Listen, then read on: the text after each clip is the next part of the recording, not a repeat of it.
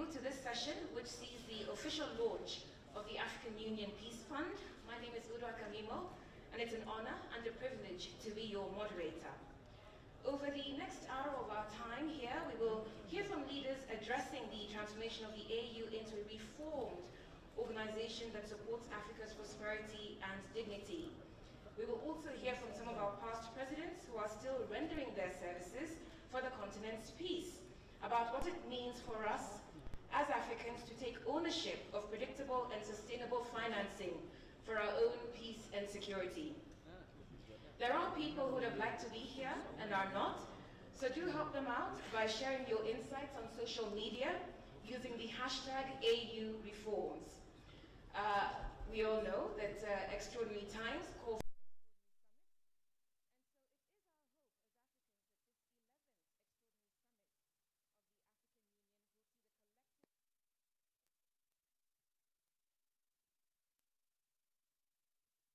President Paul Kagame of Rwanda has been pushing for since 2016. It gives me great pleasure to welcome President Kagame.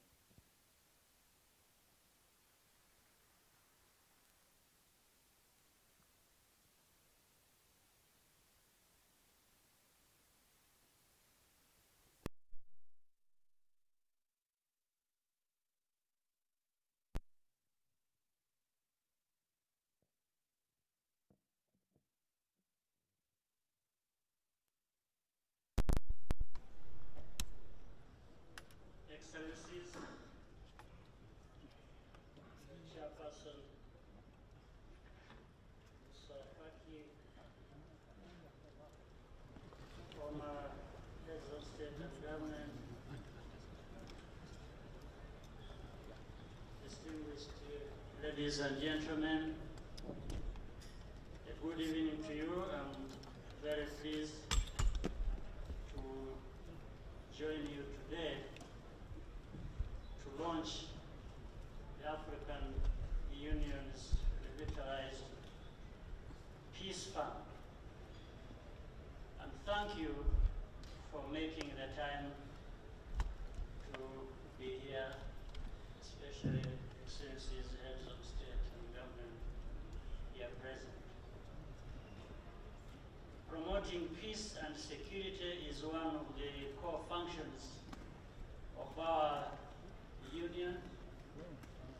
However, up to this point, we have lacked a credible mechanism to fund our priority operations in this domain.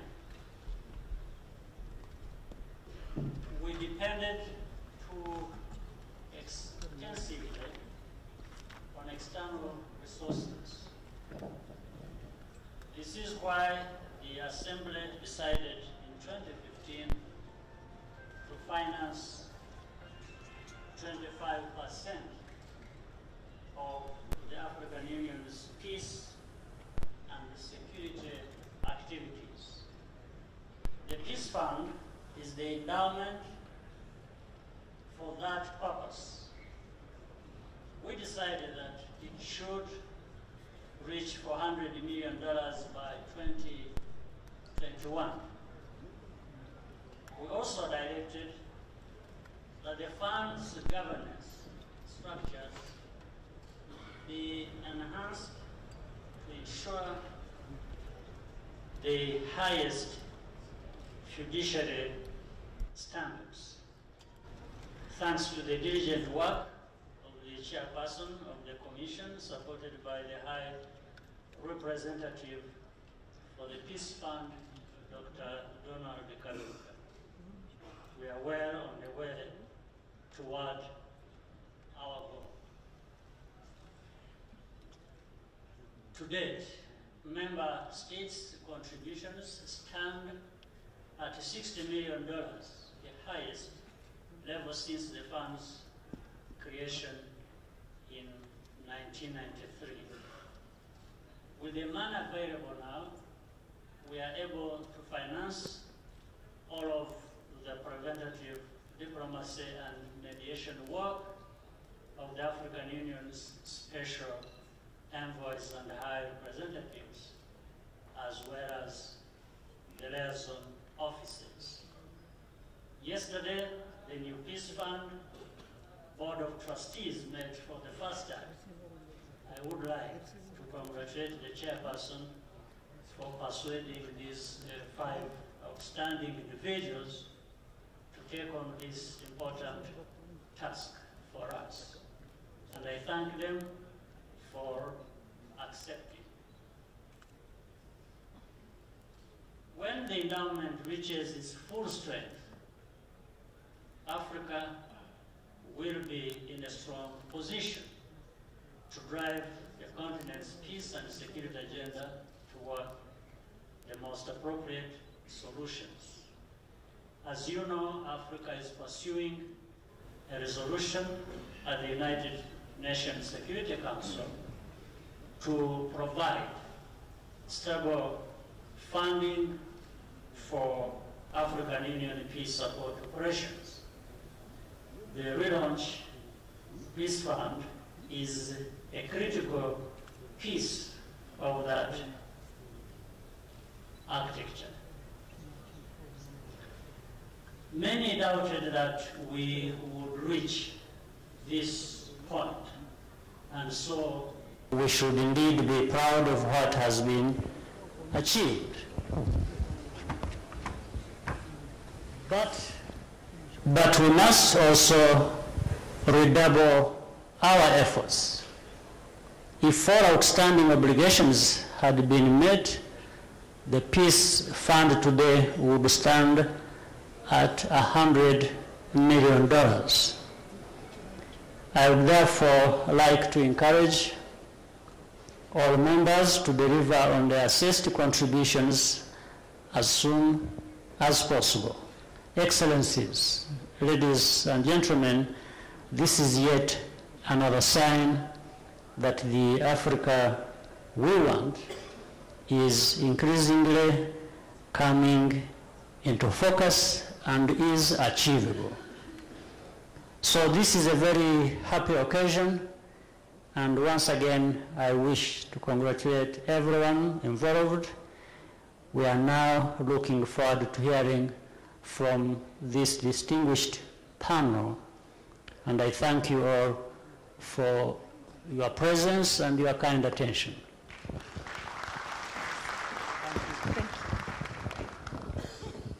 Thank you, Mr. President. Before we get to the panel, many of you will know that the work of the African Union is carried out by the Commission, and the reforms that are being implemented are housed right at the top in the office of the chairperson of the AU Commission, His Excellency Moussa Faki Mahamat. Sir, you're welcome.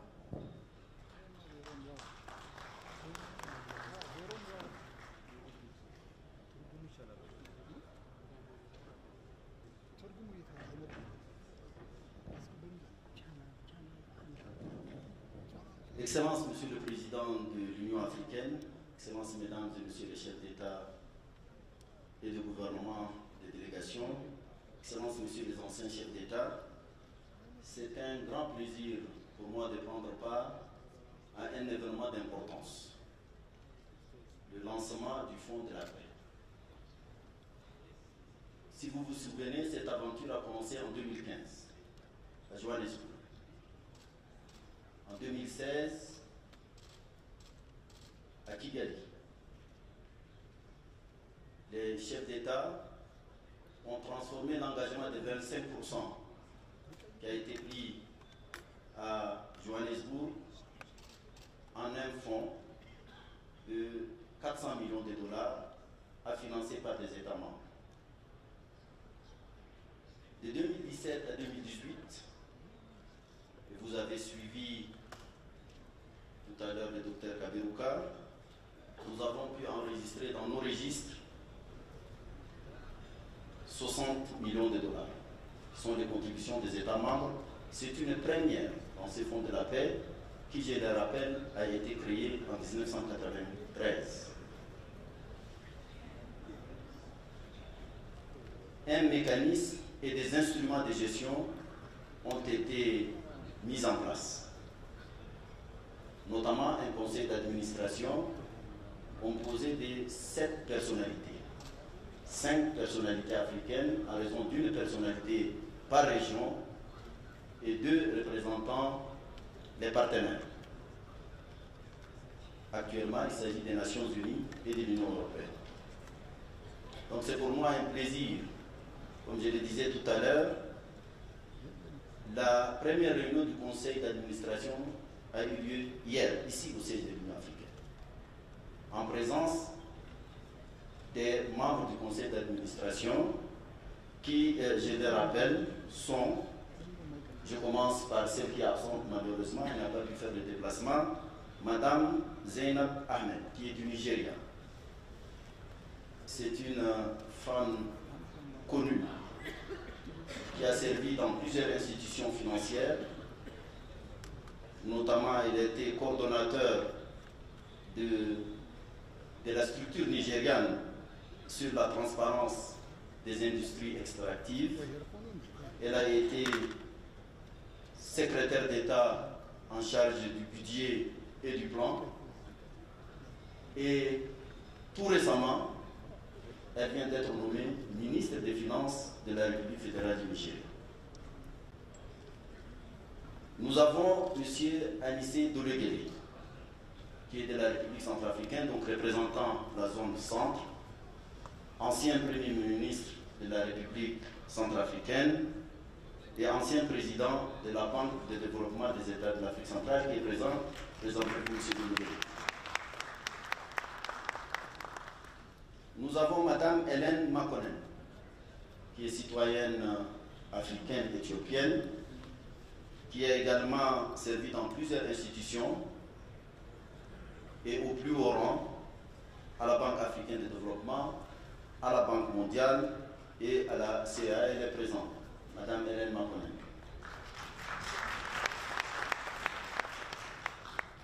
Nous avons pour la partie sud du continent M. Tito Mboweni.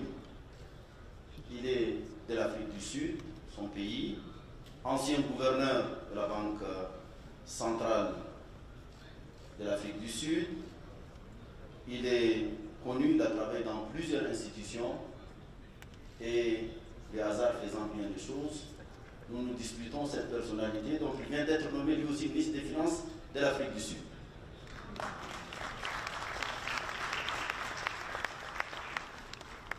Et enfin, M. Kamal Morjan, qui est de la Tunisie et qui représente la zone nord. C'est une personnalité politique bien connue, ancien ministre de la Défense, ancien ministre des Affaires étrangères. Il a passé plusieurs décennies dans le système des Nations Unies au plus haut rang et nous avons l'honneur de vous présenter M. Kamal Morjan. Je voudrais remercier ces personnalités qui ont accepté, par devoir et par engagement pour notre continent, de faire partie du premier conseil d'administration du Fonds de la paix. Ce conseil d'administration a un rôle important parce qu'il est en charge de superviser la gestion de ces fonds. Il nous faut absolument rassurer les États membres, rassurer nos partenaires sur la gestion de ces fonds qui est une de nos institutions la plus importante. Ces personnalités vont s'organiser. Et ça, ce sont des textes qui leur permettent de désigner en leur sein leur président. Leur mandat est de 5 ans renouvelable une fois. Et ils ne sont pas les seuls dans la gestion de ce fonds. Il est prévu un comité exécutif de gestion, présidé par le président de la Commission de l'Union africaine, par le vice-président qui en fait partie, vice-président de la Commission de l'Union africaine, commissaire paix et sécurité, le commissaire aux affaires politiques, sont des personnalités qui, à l'intérieur de la Commission, sont le comité exécutif de gestion. Ils sont épaulés dans cette tâche également par un administrateur du fonds, qui sera choisi selon les critères, selon les règles de l'art, si je peux m'exprimer ainsi. Il y a également un groupe d'évaluation indépendant et il y a un secrétariat. Donc, c'est toute une architecture qui puisse permettre une gestion professionnelle et transparente de ces fonds qui est mise en place. Excellence, Monsieur le Président de l'Union, Mesdames, Messieurs, donc c'est pour nous, à l'occasion de ce sommet extraordinaire, où de la vie de tout le monde, nous avons fait un pas significatif dans le processus de réforme, le lancement du Fonds de la paix vient à point nommé. Avant même la mise en place donc, des structures de gouvernance, nos États ont fait confiance à leur organisation et ont déjà contribué à hauteur de 60 millions. L'objectif est d'avoir les 100 millions prévus pour la première année. Il nous reste 1 mois et demi et je crois qu'on pourra, je suis certain, si les États s'engagent, en février, nous allons annoncer peut-être 120, 150 millions dans ce fonds. Je peux vous assurer que toutes les dispositions sont prises pour une gestion rationnelle, transparente de ces fonds. Je voudrais également saisir l'occasion pour remercier nos partenaires qui nous ont accompagnés. Et ce n'est pas par hasard si 2 institutions qui, dans le domaine de la paix, ont accompagné l'Afrique, font partie du conseil d'administration. Ce sont les Nations Unies et l'Union européenne. Merci une fois de plus d'être venus à cette cérémonie de lancement du Fonds de la paix. Je vous remercie.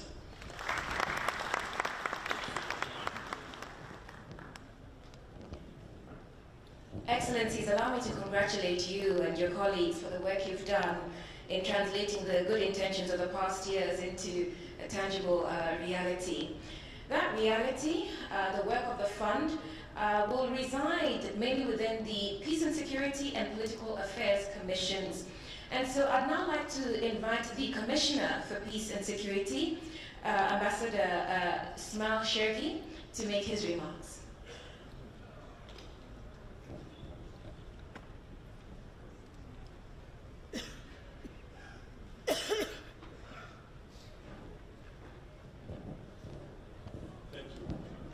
This fund will allow us to have better conditions for debate next time.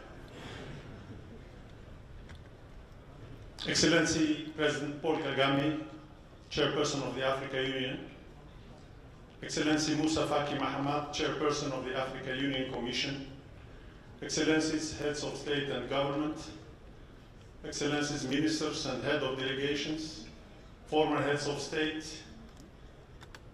former Chairperson of the African Commission, my sister, Nkosazana Dlamini Zuma, representative of the regional economic communities, representative of the partners, institutions and countries, ladies and gentlemen.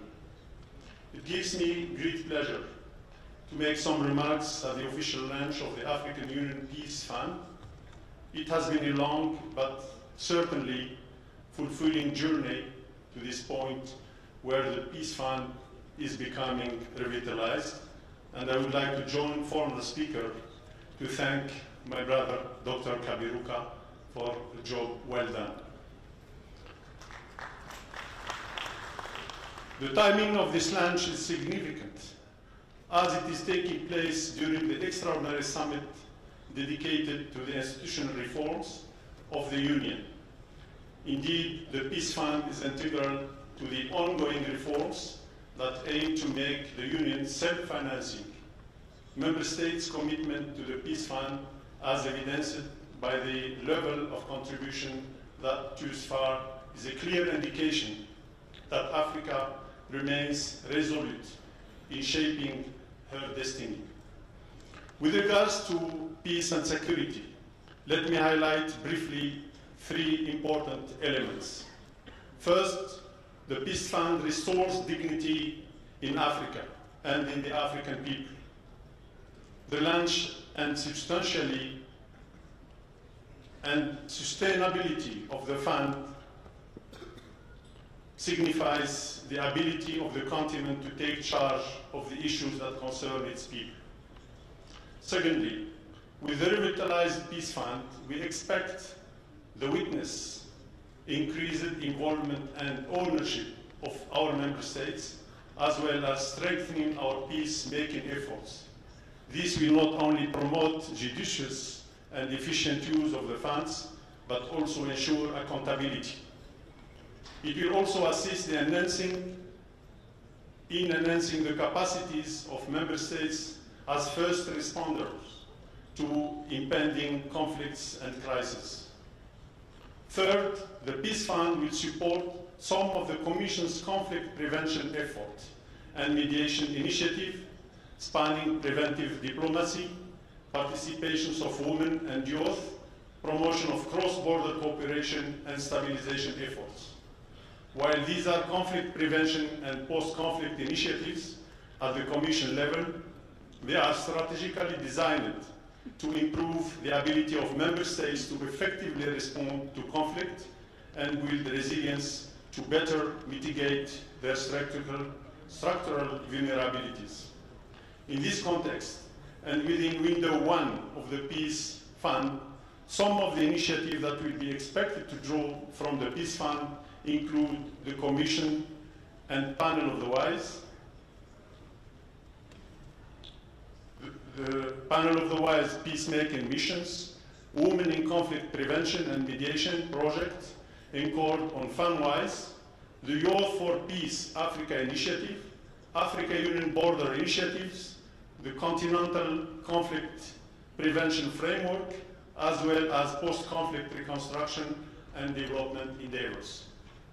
Furthermore, the area of support under Window 3, which covers Africa Union Peace Support Operation, will be guided by the Africa Union Common Cost document. The document was developed by the Commission as part of its effort towards efficient and effective utilization of the Peace Fund. The document was approved by the 10th meeting of the Ministers of Defense, which just met here in Addis Ababa on the 9th of January 2018. This document is essential as it will guide the Commission in facilitating planning, rapid deployment and sustenance of Africa Union Peace Support Operation. It will also guide the Commission in discussing options and categories of support that will be required from the UN in the event that the UN Security Council authorizes the use of UN-assessed contribution for Africa Union-led peace support operations. The Africa Union will provide support through reimbursement, in-kind support, or in cash as per the memorandums of understanding signed with troop and police contributing countries. Excellencies, ladies and gentlemen, ultimately, the Peace Fund will make a significant contribution to the Africa Union's effectiveness and credibility in the area of peace and security in Africa. Indeed, the decision to merge the Peace and Security Department and the Political Affairs Department will contribute to enhance synergies and cohesion of efforts in the promotion of peace, stability, and good governance in Africa. I thank you for your kind attention.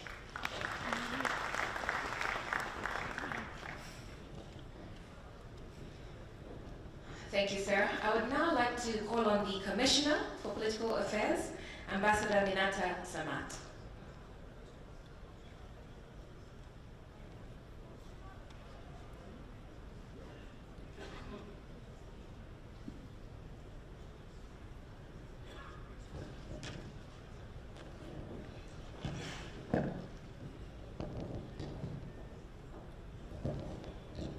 Excellences, Monsieur Paul Kagame, président en exercice de la Conférence des chefs d'État et de gouvernement de l'Union africaine, Excellences, Mesdames, Messieurs les chefs d'État et de gouvernement, Excellences Moussa Faki Mahamat, président de la Commission de l'Union africaine, Excellences, Mesdames et Messieurs les chefs d'État et de gouvernement, Madame Zuma, ex-président de la Commission de l'Union africaine, Mesdames et Messieurs, les ministres membres du Conseil exécutif, chers collègues, Mesdames et Messieurs, c'est un honneur pour moi d'être là aujourd'hui, de prendre part à cette occasion historique de lancement officiel du Fonds pour la paix et prendre la parole. Merci beaucoup, aux organisateurs. Mesdames et messieurs, je n'insisterai pas sur le processus ayant abouti à l'établissement du Fonds pour la paix. Son Excellence, Monsieur le Président Kagame et Faki ont parlé de l'historique de ce fonds. Mais je ne peux m'empêcher, mesdames et messieurs, de saluer les chefs d'État et de gouvernement pour leur décision qui institue et met en œuvre le prélèvement de 0,2% sur les marchandises importées éligibles sur le continent afin de financer les budgets opérationnels de l'Union africaine, le programme et les opérations de soutien à la paix. Je salue en passant son Excellence Kaberuka avec son équipe pour le travail formidable qui a abouti justement à cette décision. Le fonds qui sera lancé comporte trois fenêtres thématiques, à savoir la médiation, la diplomatie préventive, le renforcement des capacités institutionnelles et les opérations de soutien à la paix. Mon frère Cherki a déjà parlé des questions de paix. Mon intervention va s'appesantir sur les aspects que nous pensons importants et qui méritent d'être financés par le Fonds de la paix. Comme premier demande que nous voyons et que le Fonds pourrait supporter, c'est s'investir davantage dans l'alerte précoce. La médiation et la diplomatie préventive sont des domaines vraiment importants et justement, ce domaine mérite d'être renforcé. Naturellement, les communautés économiques régionales disposent aussi de ce genre de mécanismes. Ces mécanismes méritent d'être renforcés aussi au niveau des communautés régionales et des mécanismes régionaux. Je voudrais aussi m'appesantir sur les mécanismes régionaux, les mécanismes d'alerte précoce, je l'ai souligné, mais cela ne peut se faire aussi sans un appui pour la résilience au niveau des États membres. L'Union dispose déjà d'une base solide sous la forme d'un système d'alerte précoce continental qui est fonctionnel et la Commission dispose d'une expertise, d'une analyse et cet aspect mérite d'être vraiment supporté et soutenu aussi bien au niveau de l'Union qu'au niveau des États membres ou des communautés économiques régionales. Deuxièmement, l'un des aspects aussi que nous pensons constructifs, c'est la médiation. Je n'insisterai pas là-dessus. Mon frère Chergi a déjà parlé du groupe des sages, le réseau des femmes WISE, et au niveau des communautés économiques régionales aussi, on a ce genre de mécanisme qui mérite d'être supporté naturellement en collaboration avec les Nations Unies. Troisièmement, pour plus d'efficacité, les efforts de médiation et de diplomatie préventive devraient se faire vraiment en collaboration avec nos communautés économiques régionales. L'exemple qui me vient en tête, c'est la Gambie. Sans cette collaboration entre la CEDEAO, l'Union africaine et soutenue par les Nations Unies, nous n'aurons pas eu ce résultat que nous avons aujourd'hui. Nous aurons eu une crise en Afrique de l'Ouest. Comme quatrième domaine que nous voyons aussi, ce sont des efforts qui méritent d'être soutenus par le Fonds de la paix, c'est la reconstruction et le développement post-conflit. Un domaine qui est important aussi, qui a un lien justement avec cela, c'est la justice transitionnelle. Après le conflit, le processus de paix, il faut bien qu'il y ait justice. Et là, il y a des difficultés. Il serait bon que le Fonds puisse regarder cet aspect. Et cela va aussi avec les questions des droits de l'homme. Les questions des droits de l'homme méritent une attention particulière. L'expérience nous montre que le déploiement, par exemple, d'observateurs des droits de l'homme contribue à la paix et évite justement d'autres violations des droits de l'homme. Et il faut aussi penser les plaies de ceux qui ont été victimes de ces conflits. Je voudrais aussi insister sur un aspect, c'est l'aspect humanitaire. On a longuement discuté au niveau des ambassadeurs et du conseil exécutif pour voir où loger l'aspect humanitaire, mais nous pensons que le fonds pourrait vraiment appuyer l'aspect humanitaire. Et dans cette dynamique, les chefs d'État et de gouvernement ont décidé de la création d'une agence humanitaire. Nous travaillons là-dessus et cette agence mérite d'être soutenue pour qu'on puisse avoir des solutions africaines aux problèmes africains, particulièrement la question des réfugiés, personnes déplacées sur le continent. Et ça sera d'ailleurs l'objet du thème, le thème du sommet de l'année prochaine, le thème de l'année 2019. Je n'insisterai pas, mais je pense aussi qu'il serait bien que le Conseil de paix et de sécurité soit renforcé. Nous avons là-bas l'architecture africaine de paix et de sécurité qui mérite aussi d'être renforcée et d'être soutenue, également l'architecture africaine pour la gouvernance.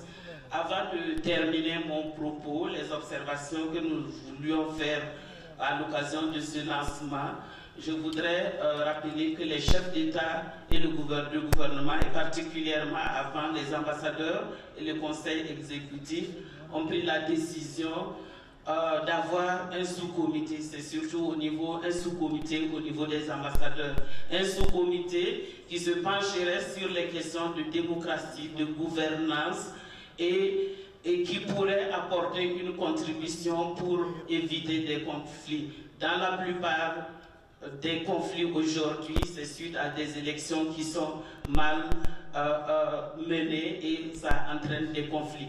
Justement dans ce sens et dans le cadre du travail et des recommandations de ce sous-comité, il serait bon que l'on regarde comment appuyer les États membres, particulièrement les organes en charge des élections qui ont des difficultés. Parfois les gens ne sont pas formés. Il serait bon que le fonds puisse regarder cet aspect et très bientôt ce sous-comité des représentants permanents qui va s'occuper des questions de gouvernance sera opérationnel et ça sera l'occasion justement pour le fonds de soutenir les recommandations à l'issue de l'observation des élections, les difficultés relevées et comment appuyer les États membres pour nous permettre d'éviter des crises et surtout la promotion de la gouvernance sur le continent africain. Voilà un peu les observations que nous voulions partager avec vous concernant le fonds pour la paix qui sera lancé. Merci beaucoup, madame.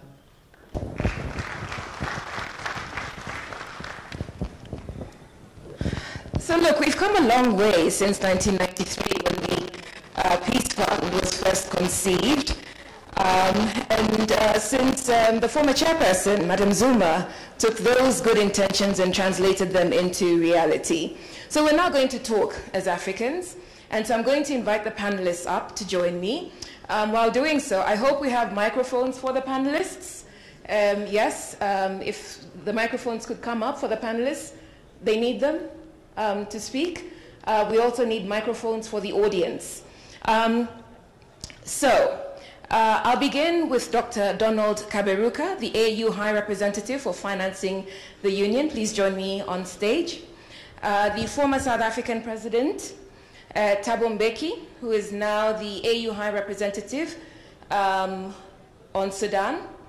And the former Burundian President, Pierre Buyoya, who is now the African Union High Representative for Mali and the Sahel. Please join me on the stage.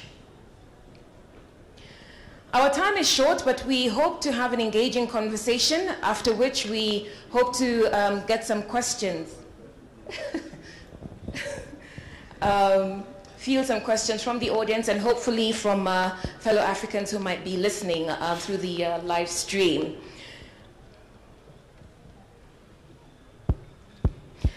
So Dr. Kaberuka, I'll start with you because as I referred earlier to Madam Zuma, she appointed you to look after these reforms. We're seeing the reforms taking hold. It's been quite a journey, no doubt. What challenges have you experienced in capitalizing this Peace Fund? Thank you. Thank you very much. First of all, I want to say that this is not something I did alone. I was helped by many people, some of them in this room, others outside. So it was very much collective exercise. As the fund. We were given 3 main assignments. Assignment 1, the fund was empty. It existed, but it was empty. Sorry, let me just exchange microphones with you. Did I say something wrong? Right. So I was saying that it was very collective, not just one of many people who were involved in this exercise for whom I want to express my thanks. So we were given 3 assignments. Number 1, the fund was empty. And the organization was facing multiple crises for which it depended on the embassies and foreign partners. As President Blake will tell you, for small amounts, as small as $20,000 to be able to deploy a mission. So the first assignment was, how can this thing be funded? The second, how can it be structured so that it can build confidence? And finally, how can it be managed?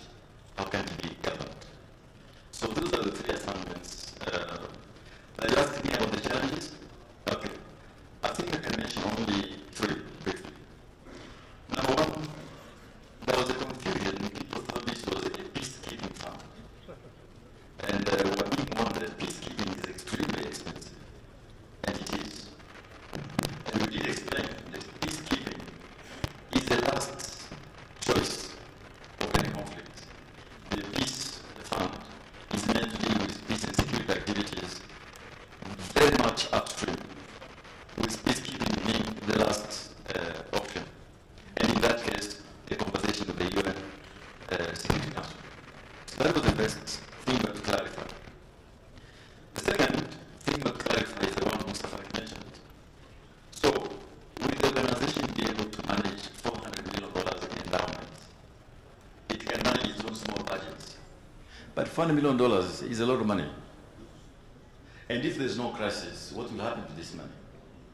So we have to assure the people concerned that mechanisms will be in place to ensure this fund is managed as other funds are managed worldwide, with high fiduciary standards, well governed, as you could see the people who are the board of trustees, so that they give confidence to everyone. Thirdly, political control. Especially people in the Peace and Security Council who are concerned that this thing must be a technical outfit beyond the political control of the organs of the union. And to assure them that under no circumstances can this thing be a technical vehicle in the vehicle. Political control remains within the hands of the AU organs. And finally, there was a big issue which I would like to explain in this story. When we were beginning this work, we went around this organization to figure out how much does conflict prevention cost this organization. We could not find that information. But that information is covered in different places, funded by embassies, funded by individual countries, on an ad hoc basis. And many staff of this organization spend huge amounts of time managing small sums of money. It took us about 3 months to be able to figure out how much is it for conflict prevention. Now, once we found the amount, which is around $45 million, not much, then we said, once the fund is set up, all the partners who support the AU in this domain will have to go through the fund. It cannot be that every partner will choose what to do, how to do it. This will be a unique vehicle. And so the last challenge was, will the partners accept basket funding for peace and security related activities? And let me finish. And in the discussion, I made sure that the AU organs would have to make sure it happens. If it did not happen, it would be a wasted opportunity. So the partners who want to help the African Union in this domain will have to go through this fund. This fund has a seat on the table, the board of trustees.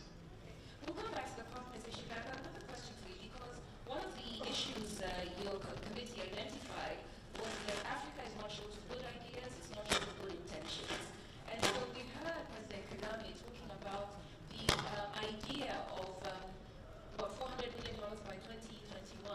To what extent, given the challenges challenges we have had on the continent with financing the union, are we now contributing to the Peace Fund, even as we launch it? But as you hear the President said, we target $100 million for the first 2 years. We are at $60.5 million. That's not bad. And if the 12 countries remain, 12 countries have not paid, so about 40 have paid up. 43 have paid. The others, I hope they are on the way to pay. If they do, we get $100 million at the end of the year. That is significant. That is a significant effort by the people sitting in this room and the governments. I want to thank all of them. I think Africa has moved on. People want to take ownership of their problems. Thank you. Former President Boye, I'll come to you now, because given your experience in Burundi and now with Mali and the Sahel, how does the Peace Fund address the challenges that you're facing in your work? Je voudrais faire un témoignage du travail sur le terrain que j'ai eu à faire. En 2012, j'étais désigné par Mme Zuma pour diriger une opération de paix au Mali. Ça s'appelait la Mission internationale de soutien au Mali, MISMA, composée des troupes de la CEDEAO et soutenue par les troupes tchadiennes. Et je dois dire que nous avions cette mission, mais en termes de ressources, nous avions les mains vides.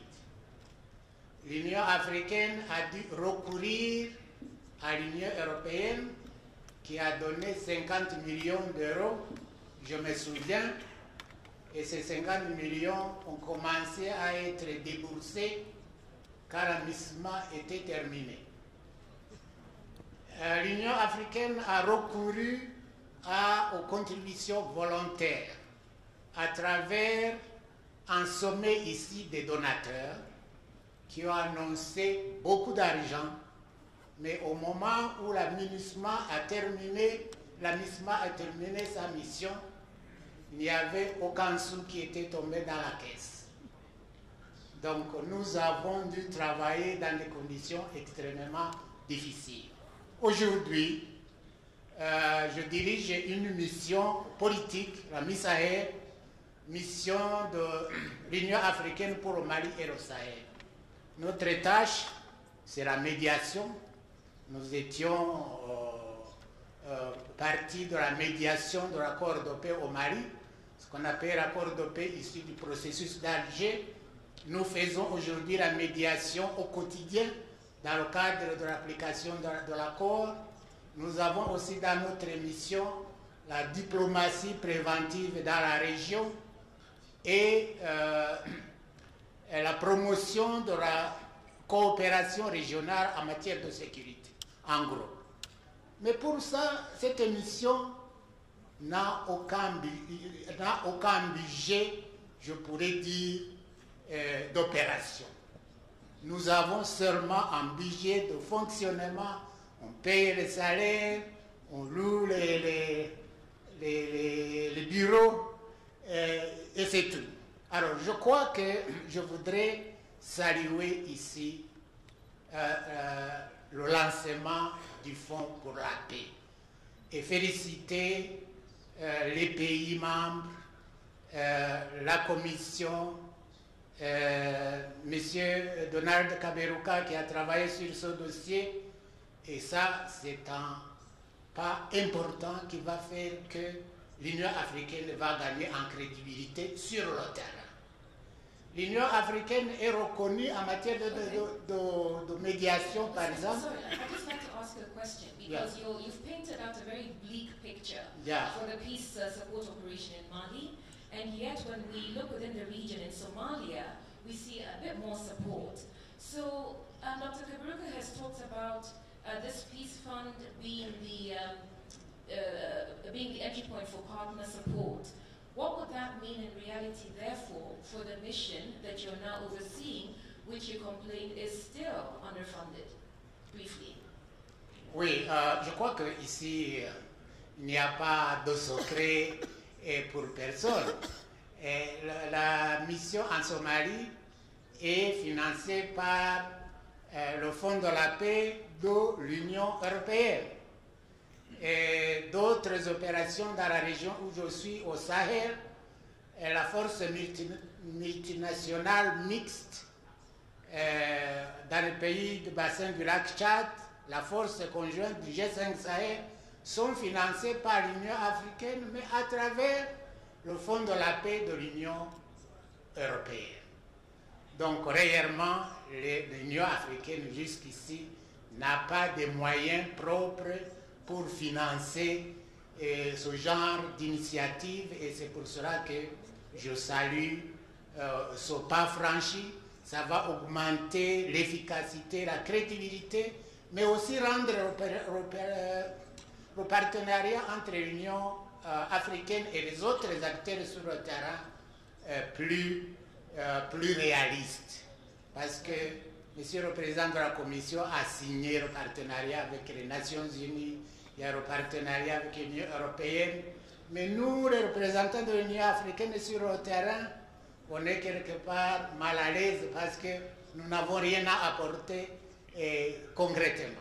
Okay, thank you very much. Now, Mr. Mbeki, I'm guessing that your experience with Sudan is not much different from the experience in Mali and the Sahel region. To what extent do you see the Peace Fund making a difference in the operation that you're overseeing? Well, I think first of all I must join President Buyoya in saying many thanks and congratulations for the launch of the Peace Fund. Now, all of us are familiar with all of this, that the AU have an important decision, which was to silence the guns by 2020. A very important decision, which indeed all of us need to strive to achieve. But the fact of the matter is that that objective cannot be achieved without the Peace Fund. Because it can't be achieved without the means to achieve. And I'm saying part of the important means to achieve that silencing of the guns is the Peace Fund. Let me tell you another sad story. President Buyoya here, President Abubakar from Nigeria, myself, others, were asked in 2009 by the African Union to advise on what the Union should do about the resolution of the conflict in Darfur. So we prepared that. We went to Darfur and sat there for many months and talked to everybody, prepared the report, submitted it to a summit of the Peace and Security Council, which met in Abuja, as I say, at summit level. The summit adopted the report, including the recommendations, and that's how we then became an implementation panel, because they said, now you go ahead and ensure implementation. The sad thing about that story is that that report was never implemented. All of it. In part because the Union did not have the funds to implement what it had decided. We want, obviously, to avoid that. So this fund would be very important because I'm saying it gives us the capacity to do the things that you need to do in order to help to advance towards silencing those guns. The ordinary things like calling meetings. What Donald was saying here is correct. That sometimes you'll be short of $50,000 and the negotiating process comes to a standstill because Africa cannot produce $50,000. So, and indeed part of what we have to do in practice.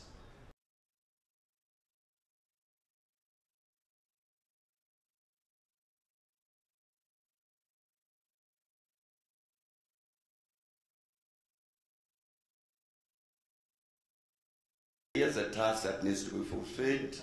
You say you support it, please pay. So congratulations indeed to the union and Donald here for setting up the Peace Fund. Thanks. Mr. Mbeki, you must be feeling like a proud daddy because you were among a generation of African leaders who are talking about Africans financing our own obligations. So to what extent do you see this, therefore, hoping that within the next year or so, these conversations that you're having with donors will stop, and as Mr. Kaberuka says, we'll be going through the Peace Fund. But to what extent do you see that as Africa rightly, owning her agenda, which you called for, but also taking responsibility for her peace and security? Are we going far enough? No, but I think we must indeed say we are moving forward very well. The point that has been made, that you have a decision taken in 1993 to have a peace fund, but now we are 60 million for the first time. That is progress. I mean, even the decision that was taken about this 0.2%, all of that, special measures to raise funds for the union, to ensure this financial sovereignty, so that as a continent we're able to do the things that we need to do. I think this is very, very important progress, and we need to be very, very happy about that. What it signals to me, and I'm sure to President Buea here, is indeed that the continent is saying we need, when we talk about African solutions for African problems, we not only need to say it, but we need to mean it. And to mean it means to be able to do the things that we need to do. And I think what is being done now is an indication that indeed I think we're getting there. Okay, so the glass is half full, and so credit to Mr. Kaberuka, President Kagame, the chairpersons, past and present. We have half of the continent, almost half. Why not 3/4 full? Okay, 3/4. Hang on, I was just going to list some of the things we've done, which people might not be aware of. I think about half of us have implemented a 0.2 levy. We had the first budget passed, the lowest, because as you were saying, you did an audit of the budget, but also the first passed was oversight. If I were to come to the floor now, so that we can engage with the panel, what more do you think we need to do going forward in order to achieve sustainable and predictable financing for the African Union? We should have microphones. Where are the microphones? Yes. Questions for our panelists? There can't be any questions? Mr. Mbeki thinks there can't be any questions because they've all done a marvelous job of explaining where we are at this point in time. Any questions?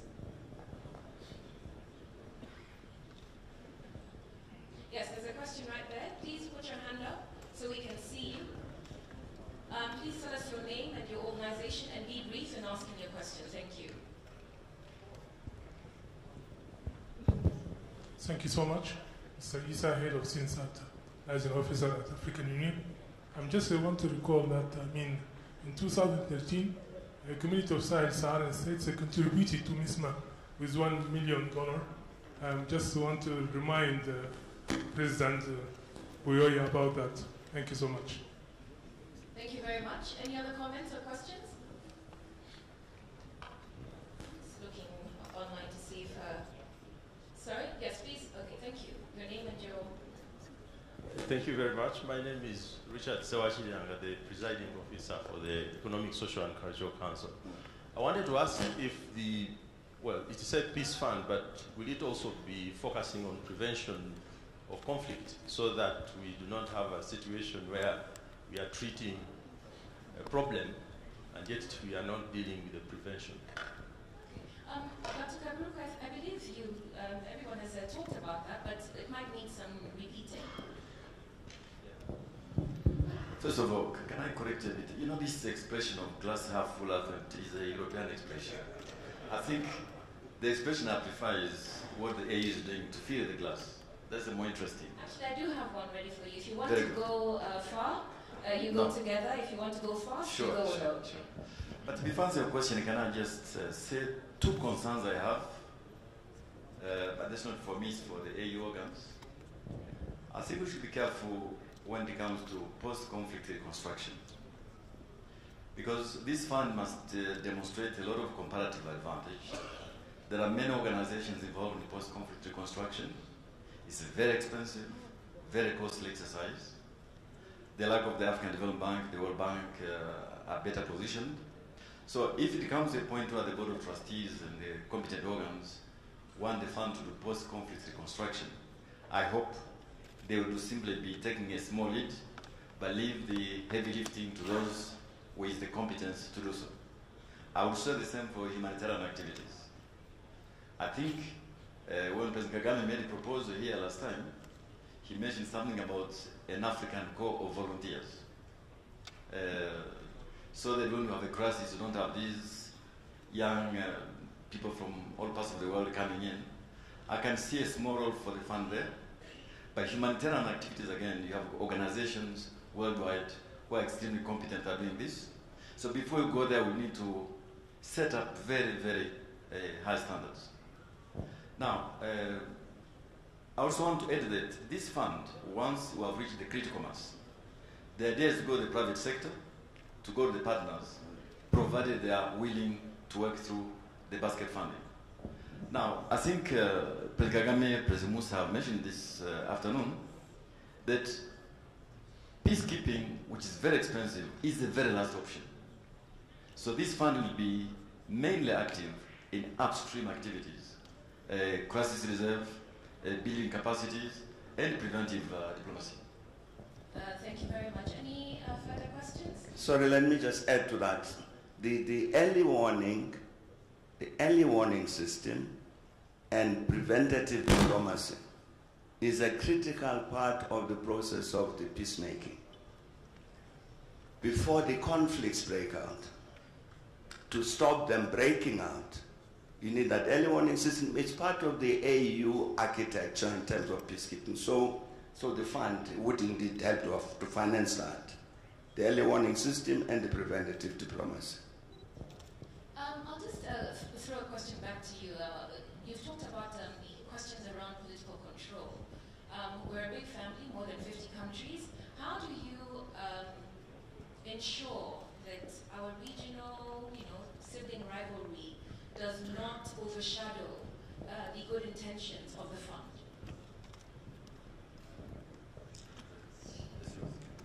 No, but I think even the discussion that took place at the assembly this afternoon, it was an important discussion about how to structure the work between the African Union at continental level, the regional organizations and all of that, to work systematically at this so that the matter that they are raising should not arise.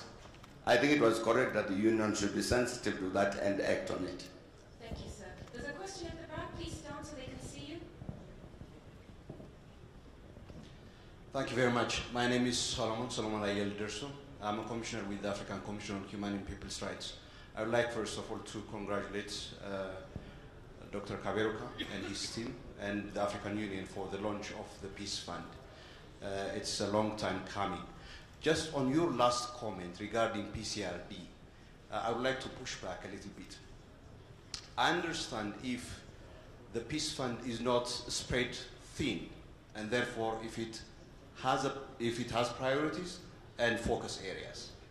But if we think about ownership of certain sensitive and critical areas of engagement in terms of rebuilding of societies, for example, in terms of constitutional building, in terms of transitional justice, these are extremely important and highly political issues that require support from within rather than from without. And therefore, there may be a need for identifying areas from PCRD that would still benefit from the Peace Fund, rather than saying PCRD is better left to others to engage. Thank you very much. Thank you. No, I think I was misunderstood. For those kind of activities, I think the Board of Trustees and the AU competent organs can, I believe, take the decision in favor of those activities. I was just cautioning. Let me give an example quite quickly. The African Development Bank has a fund called the Fragile State Fund. It's about $2.6 billion. So these are the people best equipped to handle things like post-conflict reconstruction. But there will be aspects, what I call the soft aspects of post-conflict reconstruction, where the union, the AU, is best equipped. So in the division of labor between those with deep pockets and those with political legitimacy, cooperation can work. And I can see competent organs financing those things you are mentioning. I was simply saying that before we overload the fund with things for which the AU has no comparative advantage, and you have other people who have the long experience, the World Bank, the African Bank, and many others, the Board of Trustees, in my view, should set up very, very rigorous standards before you arrive there. But those soft aspects, I totally agree. Mr. Bouyoya? Oui, je voudrais revenir sur cette même question. Je pense que la remarque qui a été faite est très juste. Il y a des aspects de la reconstruction post-conflit qui font partie du processus de paix. Et cela, si l'Union africaine dit qu'elle ne s'en occupe pas, elle va perdre en crédibilité auprès de la population. Parce que, notamment les populations qui ont été victimes de conflits, dans les premiers moments de réhabilitation, il faut qu'il y ait un geste vers ces populations. Je vais donner un exemple concret. Au nord du Mali, il y a eu beaucoup de violations des droits de l'homme, notamment des crimes contre les droits des femmes. Il y a des femmes qui ont été victimes de cela. L'Union africaine avait, avec l'assistance de Mme Zuma, développé un projet pour assister ces femmes dans leur exercice de réhabilitation personnelle. Ce sont des petits projets qui ont un énorme potentiel pour réaliser une organisation comme l'Union africaine. Thank you. We're winding up now, and so I'd like to ask you to come to the front with your microphone and to hand it over to the chairperson of the AU and to the current. Thank you. Merci, madame. Je crois que je voudrais d'abord remercier le panel qui a expliqué, exemple à l'appui, les problématiques des paix, de maintien de la paix, de la prévention des conflits dans notre continent. Mais je crois qu'aujourd'hui, il est demandé au leadership politique, aux intellectuels et aux universitaires africains d'approfondir la réflexion sur les causes des conflits. Il y a 3 causes principales. D'abord, les causes politiques. Généralement, ce sont les élections, les conflits post- et préélectoraux. Il y a des causes naturelles, désertification, sécheresse, avec le conflit agriculteur-éleveur qui est courant dans plusieurs régions. Et nous avons un conflit, celui-là, il est externe à nous, c'est la menace terroriste.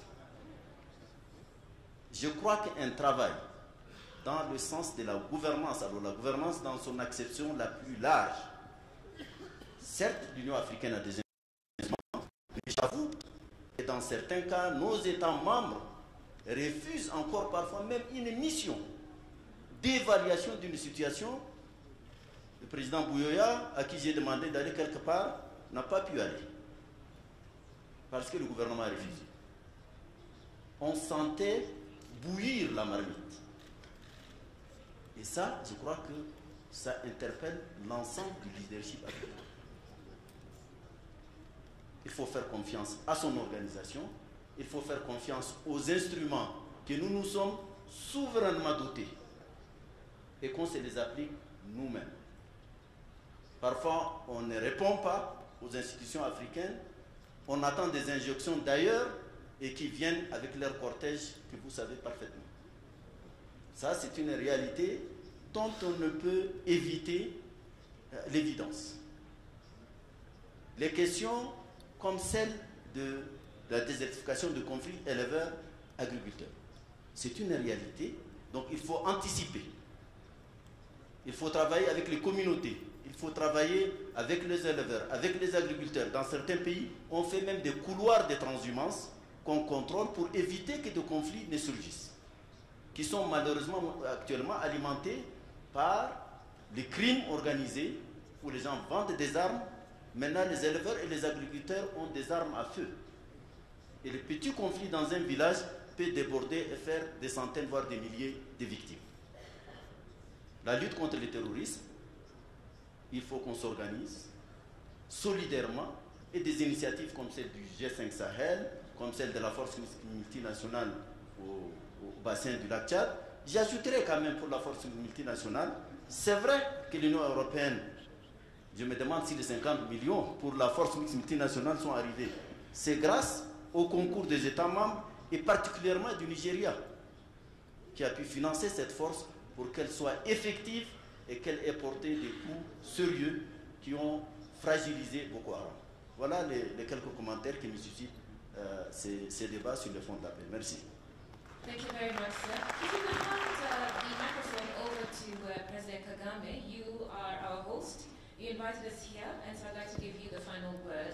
What is your call to action for us as Africans as we leave? All right, I take the challenge.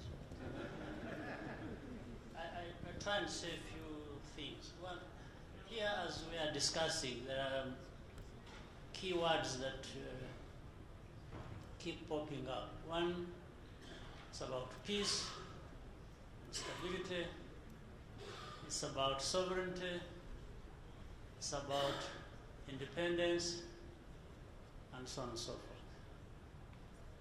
All those come with something that is important. And that is, it was also talked, I think some people talked about ownership. Ownership is key as well. All those come around one thing, the spirit with which we do things. I just quickly give an example. Last year, 2017, there was mobilization for funds to deal with the problem in the G5 Sahel. And I was discussing with President Yusuf of Nigeria. And so we're talking about mobilizing funds for different operations. And he was telling me of upcoming meetings in Europe, where Europeans sit together, bring in also countries from the Gulf region. They have the money. That's a good thing. But even those who have the money, it doesn't mean they are going to give it to you or give it to you for free. So I asked and I was telling the president, I said, on top of that, if we are lucky and get the money from Europe or from the Gulf, isn't there a way we can mobilize funds from Africa? It doesn't matter how little each country is able to contribute.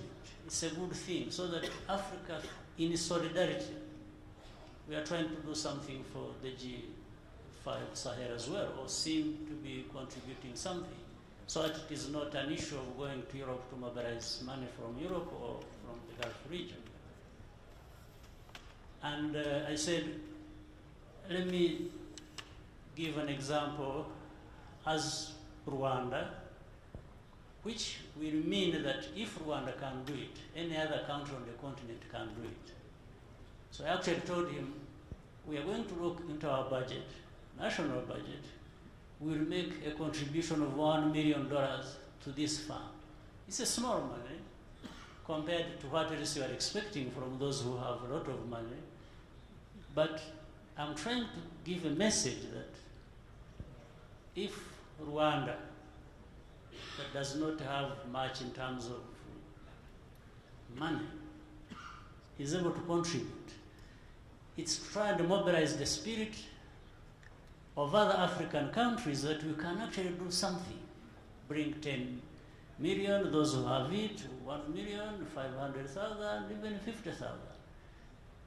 And we can address problems like this before we then step forward for others with the money. And I told him, I said, I'll give this 1 million.